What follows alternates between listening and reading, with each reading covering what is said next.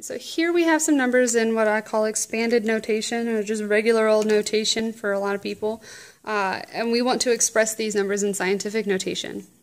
So this means we got to see where the decimal place is, try to make a coefficient, or succeed in making a coefficient that is somewhere between the numbers 1 and 10, and then say how many times would we need to multiply by 10 to get the original number back. Okay.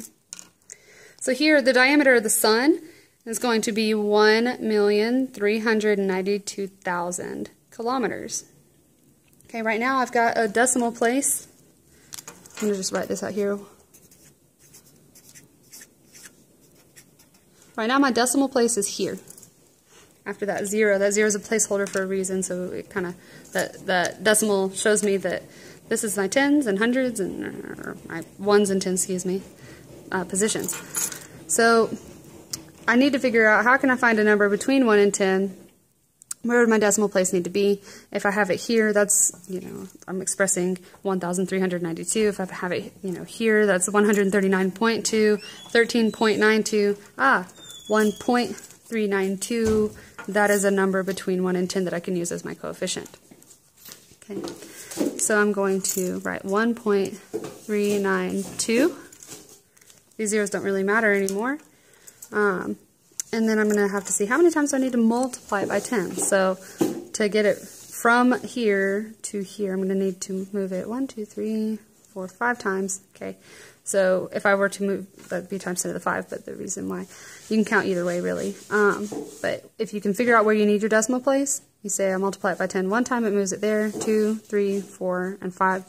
Okay, and that's how I like to do it. The way a lot of people are taught, though, and you gotta put your units real quick, the way a lot of people are taught is to find their decimal place, see how many times they need to move it to the left, and that's a positive exponent. To me, that confuses the crap out of me, because I say, well, moving to the left means I'm dividing.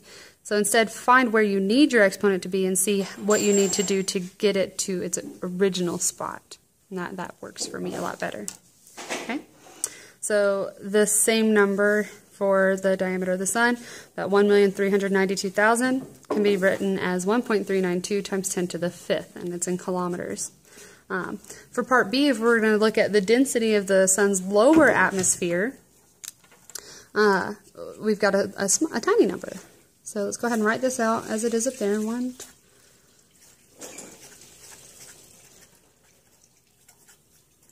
centimeter cubed. Okay. So here we got 0.00000028 grams per centimeter cubed. And remember, density is how heavy an object is, or how much mass there is for a specific volume. So things that have a lot of mass and a tiny volume. A lot of mass and a small volume gives a large density. Things that have, so you can think of like a brick. Okay, a brick is really heavy for the volume it has, but if you were to have the same volume of marshmallows, it would have a much lower mass. So marshmallows have a lower density than bricks. Okay,